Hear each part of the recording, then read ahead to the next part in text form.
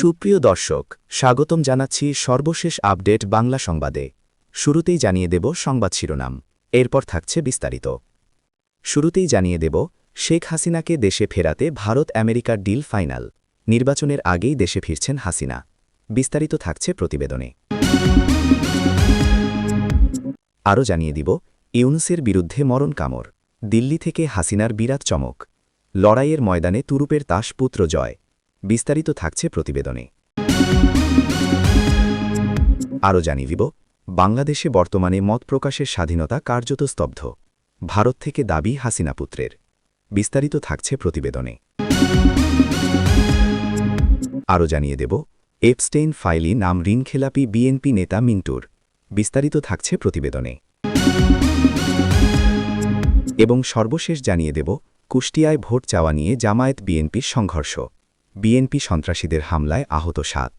বিস্তারিত থাকছে প্রতিবেদনে। সুপ্রিয় দর্শক, এতক্ষণ শুনছিলেন সংবাদ শিরোনাম, এবারে শুনবেন বিস্তারিত। তার আগে ভিডিওটি ভালো লাগলে এবং সর্বশেষ আপডেট নিউজ পেতে চ্যানেলটি সাবস্ক্রাইব করুন। ধন্যবাদ। রাজনীতিতে অভিজ্ঞরা সময় বুঝে মুখ খোলেন, সময় বুঝে আস্তিনের নিচে লুকিয়ে রাখা ট্রাম্প কার্ড বের করে খেলা ঘুরিয়ে দেন। কখন কি বিষয়ে বললে সমর্থক থেকে শুরু করে আম আদমির মন জয় করা যাবে, সেটা একমাত্র তারাই উপলব্ধি করতে পারেন, যারা রাজনীতির ময়দানে দীর্ঘদিন ব্যাটিং করে গিয়েছেন। তাদের বক্তব্য প্রতিপক্ষের পিঠ দেওয়ালে ঠেকিয়ে দেয়, সেখান থেকে ঘুরে দাঁড়িয়ে প্রত্যাঘাত করার আর কোনো সুযোগ থাকে না। এই গৌরচন্দ্রিকা হাসিনাকে নিয়ে। দেশ ছাড়ার পর থেকে তিনি দিল্লিতে রয়েছেন। সেখান থেকে তিনি তার দলীয় কর্মীদের একের পর এক নির্দেশ দিয়ে গিয়েছেন, আর সেই সব নির্দেশে তদারকি সরকার প্রধান পড়েছেন মহা ফাঁপড়ে। সর্বশেষ হাসিনার বক্তব্য শোনা গিয়েছে দিল্লির ফরেন করেসপন্ডেন্টস ক্লাব আয়োজিত এক সমাবেশে, দিয়েছেন অডিও বার্তা। সেভ ডেমোক্রেসি ইন বাংলাদেশ শীর্ষক এই অনুষ্ঠানে তদারকি সরকার প্রধানকে বাক্যবাণে বিঁধেছেন। তিনি উপস্থিত না থাকলেও তার ভাষণ ছিল কঠোর, আবেগপ্রবণ ও আক্রমণাত্মক। তিনি বারবার মোহাম্মদ ইউনূসকে খুনি ফ্যাসিস্ট, সুদখোর, ক্ষমতালোভী বিশ্বাসঘাতক বলে আখ্যা দিয়েছেন। ভাষণ শুরু করেন এই বলে যে আজ বাংলাদেশ এক ভয়াবহ খাদের কিনারে দাঁড়িয়ে। ভাষণের এক পর্যায়ে তিনি সংকট উত্তরণে ৫ দফা দাবি তুলে ধরেন। সেই ৫ দফা দাবি হল: ১. অবৈধ ইউনূস প্রশাসনের অপসারণ এবং অবাধ ও সুষ্ঠু নির্বাচনের পরিবেশ সুনিশ্চিত করা। ২. সহিংসতা এবং আইনহীনতার অবসান। ৩. সংখ্যালঘু, নারী ও দুর্বল জনগোষ্ঠীর নিরাপত্তা নিশ্চিত করা। ৪. রাজনৈতিক প্রতিহিংসামূলক মামলা ও বিচার কার্যে হয়রানি বন্ধ করা। এবং ৫. জাতিসংঘের মাধ্যমে সাম্প্রতিক ঘটনাবলীর নিরপেক্ষ তদন্ত। সমর্থকদের উদ্দেশ্যে তার বার্তা: আন্তর্জাতিক সম্প্রদায় আপনাদের সঙ্গে আছে। হাসিনার এই বার্তায় মেজাজ হারিয়েছেন তদারকি সরকার প্রধান ইউনূস। তার সরকারের তরফে দেওয়া হয়েছে কড়া প্রতিক্রিয়া। তদারকি সরকারের বক্তব্য, হাসিনাকে বলার অনুমতি দেওয়ার মধ্যে দিয়ে বাংলাদেশে একটা অস্থির পরিবেশ তৈরি করার প্রচেষ্টা হচ্ছে। তদারকি সরকার চাইছে আসন্ন নির্বাচন সুষ্ঠুভাবে ও শান্তিপূর্ণ হোক, কিন্তু দিল্লি সেটা চায় না, চাইছেন না হাসিনা। তাই বারে বারে তাকে বলার জন্য ছাড়পত্র দেওয়া হচ্ছে। সকলেই প্রায় নিশ্চিত ছিলেন তদারকি সরকারের বিরুদ্ধে তার রাজনৈতিক খেলায় আপাতত কিছুদিনের জন্য ইতি টানবেন। ভোট মিটে গেলে হয়তো তিনি নতুন কোনো কৌশল নেবেন।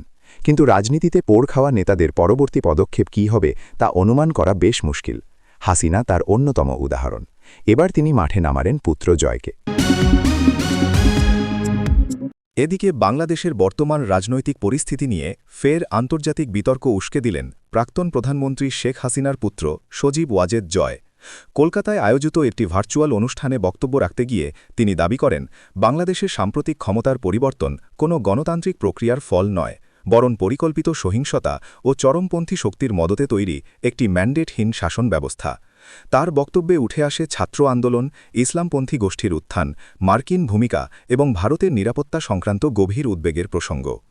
জয় বলেন, ছাত্রদের কোটা সংস্কার আন্দোলন শুরুতে পুরোপুরি ন্যায্য ও যুক্তিসঙ্গত ছিল, কিন্তু আওয়ামী লীগ সরকার সেই দাবিগুলি ছাত্রদের কাছে সঠিকভাবে তুলে ধরতে ব্যর্থ হয়। এই ব্যর্থতার সুযোগ নিয়েই বিরোধী শক্তি, ইসলামপন্থী গোষ্ঠী এবং আন্তর্জাতিক ষড়যন্ত্রকারীরা আন্দোলনের দখল নেয়। তার দাবি, পরিকল্পিতভাবে সহিংসতা ছড়ানো হয়, পুলিশ স্টেশনে হামলা চালানো হয় এবং পরিস্থিতিকে রক্তাক্ত করে তোলা হয়। তিনি স্পষ্ট করেন, আওয়ামী লীগ সরকার কোনোভাবেই প্রাণহানি চায়নি। জয়ের অভিযোগ, বর্তমান সরকার ক্ষমতায় এসেই যে প্রথম কাজটি করেছে তা হল সাজাপ্রাপ্ত জঙ্গি ও সন্ত্রাসবাদীদের মুক্তি দেওয়া। যাদের আওয়ামী লীগ সরকার গ্রেফতার করে বিচার প্রক্রিয়ার মাধ্যমে কারাদণ্ড দিয়েছিল, তাদেরই মুক্তি দেওয়া হয়েছে। তার দাবি, এর পেছনে কারণ একটাই, এই শাসন ব্যবস্থা ইসলামপন্থী ও চরমপন্থী শক্তির ওপর নির্ভরশীল। তিনি আরও বলেন, আন্দোলনের সময় প্রকাশ্যেই বলা হয়েছিল পুলিশ হত্যা ও সহিংসতা ছাড়া বিপ্লব সফল হবে না। বাংলাদেশে বর্তমানে মত প্রকাশের স্বাধীনতা কারত স্তব্ধ বলে অভিযোগ করেন জয়। তার দাবি, সরকারের বিরুদ্ধে কথা বললেই মিডিয়া ও বিরোধী কণ্ঠস্বরের ওপর হামলা নামছে। উদাহরণ হিসেবে তিনি প্রথম আলো ও ডেলি স্টারের অফিসে আগুন লাগানোর ঘটনার উল্লেখ করেন। জয় স্বীকার করেন, সংঘর্ষে বহু নিরীহ মানুষ প্রাণ হারিয়েছেন, তবে একই সঙ্গে নিহত হয়েছেন আওয়ামী লীগের কর্মী ও পুলিশ সদস্যরাও। রাষ্ট্রসংঘের রিপোর্ট উদ্ধৃত করে তিনি বলেন, ৫ থেকে ১৫ আগস্ট এই ১০ দিনে আওয়ামী লীগ ক্ষমতা ছাড়ার পরই শতাধিক মানুষ খুন হয়েছে, যাদের অধিকাংশই ছিল দলীয় কর্মী ও আইনরক্ষী বাহিনীর সদস্য। বর্তমান নির্বাচন প্রক্রিয়াকে প্রহসন আখ্যা দিয়ে জয় বলেন, আওয়ামী লীগ নিষিদ্ধ হওয়ায় শুধু একটি দল নয়, কারত সমস্ত প্রগতিশীল রাজনৈতিক শক্তিকেই নিষিদ্ধ করা হয়েছে। ফলে এখন বাংলাদেশের রাজনীতিতে কারত দুই ঘোড়ার দৌড়, বিএনপি ও জামাত। তার দাবি, এটি কোনো সর্বদলীয় নির্বাচন নয়, বরং সাজানো নাটক। আন্তর্জাতিক মহল এখনই এই নির্বাচনকে অবৈধ ঘোষণা না করলে বাংলাদেশে একটি নিয়ন্ত্রিত সরকার চাপিয়ে দেওয়া হবে বলে সতর্ক করেন তিনি। মার্কিন যুক্তরাষ্ট্রের ভূমিকাও কড়া ভাষায় প্রশ্ন তোলেন জয়। তিনি বলেন, বিএনপি নেতা তারেক রহমানের বিরুদ্ধে দুর্নীতির প্রমাণ এফবিআইয়ের কাছেই রয়েছে, তবু মার্কিন প্রশাসন তার বিরুদ্ধে কোনো পদক্ষেপ নিচ্ছে না, বরং তারেককে রাজনৈতিকভাবে রক্ষা করা হচ্ছে। জয় দাবি করেন, বাংলাদেশে ক্ষমতার কাঠামো দুর্বল করার জন্য সংবিধান বিরোধী গণভোটের ধারণাকে সমর্থন করছে আমেরিকা, যাতে ভবিষ্যতে কোনো শক্তিশালী একক সরকার গড়ে না ওঠে এবং দেশটি সবসময় নিয়ন্ত্রণযোগ্য থাকে। এদিকে জেফ্রি এপস্টাইনের নাম শুনলেই সারা পৃথিবীর মানুষ এখন শিউরে ওঠে। যৌন নিপীড়ন, শিশু পাচার আর ক্ষমতাবানদের সঙ্গে কুটিল বন্ধুত্বের এক কলঙ্কময় ইতিহাস এই মানুষটির। মার্কিন বিচার বিভাগের প্রকাশিত নথিতে এবার সেই এপস্টেইন ফাইলে উঠে এসেছে একটি বাংলাদেশি নাম, বিএনপি নেতা আব্দুল আওয়াল মিন্টু, যিনি ফেনী ৩ আসনের মনোনীত প্রার্থী এবং ব্যবসায়ী পরিচয়ে পরিচিত। তিনি ২০০৬ সালে সাবেক নিউ মেক্সিকো গভর্নর বিল রিচার্ডসনের নির্বাচনী ক্যাম্পেইনে অনুদান দিয়েছিলেন। একই ক্যাম্পেইনে জেফ্রি এপস্টেইন নিজে $৫০,০০০ ঢেলেছিলেন। এখন প্রশ্ন হচ্ছে, দেশে ঋণখেলাপি একজন ব্যক্তি বিদেশে কোন টাকায় রাজনৈতিক অনুদান দিলেন?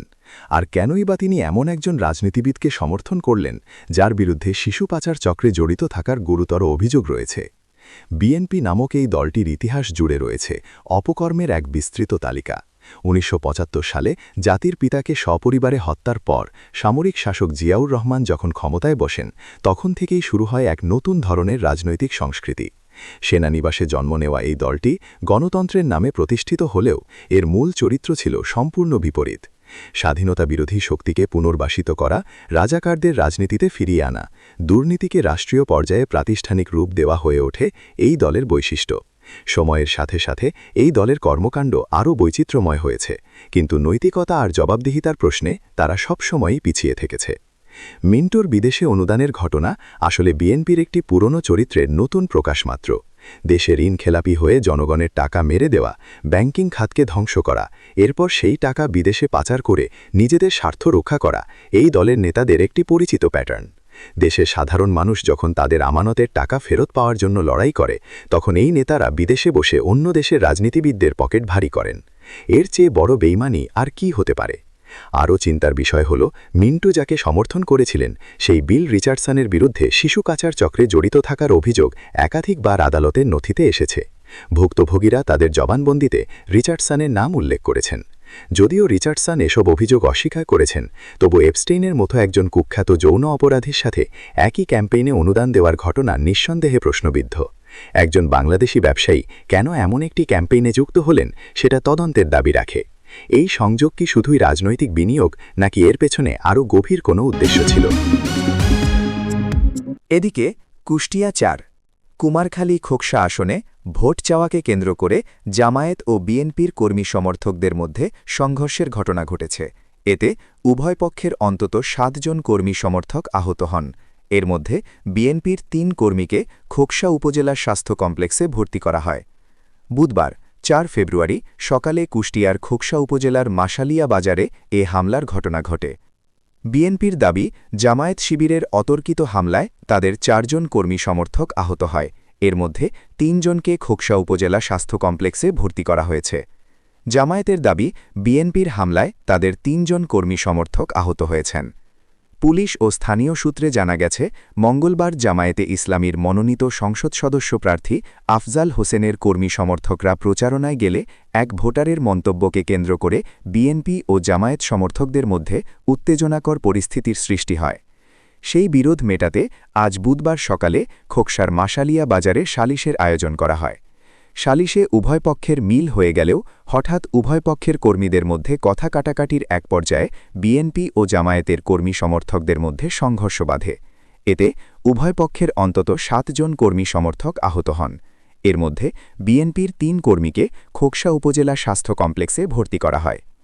ইউনিয়ন জামায়াতের আমির আকমল হোসেন জানান, আমাদের লোকজন গতকাল মঙ্গলবার ভোট চাইতে গেলে এক ভোটারের সাথে একটু ঝামেলা হয়। আজ বুধবার সকালে এর সমাধানের জন্য মিটিংয়ে বসা হলে সব ঠিকঠাক হয়ে যায়, তবে অতর্কিত হামলার বিষয় সঠিক না। মিটিংয়ের শেষে সেই ভোটারের সাথে হাত মেলানোর সময় বিএনপির এক কর্মী এসে আমাদের লোকজনের ওপর হামলা করে। সেই সময় এই সংঘর্ষের সৃষ্টি হয়। এই হামলার জন্য বিএনপির লোকজন দায়ী।